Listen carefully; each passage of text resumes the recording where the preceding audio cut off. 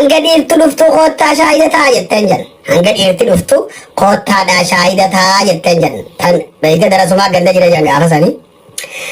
kana tanaafu hanga yerootiif gartee haaluma harkarsanii hanga abbaan itti dhufu ammoo kana keessa ilmaan itti guddifsaa jirra manguddoo baga rabbiin teknoolojii nuuf fiddee manguddoota keenya kan lubbuun jirullee hordofachaa jirra seenaan afran qalloo maal fakkaatti hangam takka seenaan afran qalloo maal oromoof hojjatte seenaa oromoo keessan maal qabdi seenaa artistii keessan maal qabdi gara qabsootti maal qabdi wahuma silaa oromoo jan tana keessatti eessatti argamti bakka tamitti argamti darajaan isii haalammatti deemaa jirtuuhi beeytaa obboleeyyan kiyya warri keenya akka jiru dhiifama naa godha harargeen akka jettu dubbiin abbaan biran jirre hiyya isaa jetti dubbiin abbaan biran jirre hiyya isa jetti dubbiin abbaan biran jirre hiyya isa jetti harargeen tanaafuu maaliif maayisa oromoo wanni jan hin jiru nutiitu oromoodhaas fide akka afran qallootti oromummaa gartee arra namni oromoo maareedha oromoo akkasii nuun jiru nuuf fide gaa killee fi lukkuu kamtu dura dhalatee yoo fakkaataate malee killee fi lukkuu kamtu dura dhalatee yoo janii nuu himan malee nuti oromummaa namni nu isiniin barsiisa jiru hin dhalannellee hin dhalatullee akka afran qallootti oromummaa kanu barsiisu hin dhalannellee hin dhalatullee this is true dhalatee jira lafaa qabna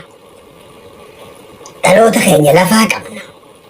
alla magan abbootii teenya alla magan manguddoo teenya alla magan ulamaa teenya alla magan artistoota keenya alla magan qeyroo qarree teenya tanaafuu wanni jennu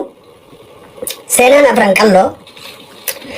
guyyaa arra torbaan dabre kabajame sun galatoomaa jennaan akka beekanitti namu akka beeku mana eegaa jan akka beekutti mana eegaa jan sigale abba namu akkuma beeku mana eegaa jan akkuma beekanii mana eeganii galatoomaa jennaan itti isin galatoonfanne isin itti nu wanta ta'an ammoo maal keessaa arkate afran qalloo as keessa maal arke hayyuun afran qalloo beekaan afran qalloo shayni afran qalloo artistiin afran qalloo as keessatti maal agarte doktorri afran qalloo profeesarri afran qalloo eessa jirtanii jiraattan dhaga arkuun qabaan jiraattan arkuun qaba yoon jirre hanga jiranuu bobbocalaatuma akkanumatti hanga abbaan itti dhufu abbaan eeyna hanga gartee tiyyaa je'ee hanga gartee afran qalloo dhufutti numa eeynaan ta'in hanga fiitti dorrobdi kanarratti maali seetan mee maal keessaa barattan guyyaa isa balaa gartee alshabaabii jinnii kana dhiisa kana dhiisa nuti tun hundi ka dhuftu ni beeyna masriin beeytaa ummanni keenya yeroo guddaan afaan arabaa kana ka beekuus ittiin kadhata malee sadaqattiin kadhata malee ummata isaatti waa itti himu beeyta miidiyaa addunyaatis ni hordofan masriin maal jette humnaan qabu karaa danda'ameen hundaan gosaan amantiin baankii addunyaatiin United Nationiin tokkummaa Awurooppaatiin gara tokkummaa Arabaatiin garaan danda'u hunda humnaan qabu hunda abbaay akkan hidhamne layni mormor akkan hidhamne irratti hojjedha jette hojjette fashalte immoo arra sadaffaa guutamuu deema sawwaan jilas itti nu rakkisuun qabu alshabaab wanni takka wanni tartee isin jirtu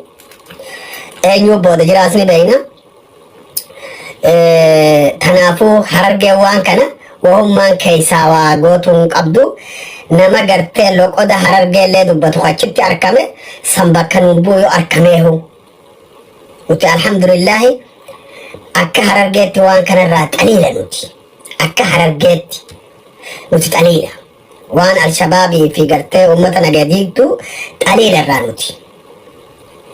bakka kanarrattis ulamaan teenya kaasatan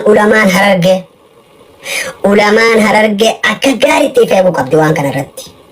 siyaasa kanarratti ulamaan harargeedha yaa waylakum ifeeguu qabdan xaaxaatii hoggaa hadiisa gotan naggada dhaaba yaa warra gartee hadiisan gurguru yaa warra gartee qawli rabbi gurguru yaa waylakum laati jarjaruun suuta deemaa isin cool down akka ingiliz jedhu suuta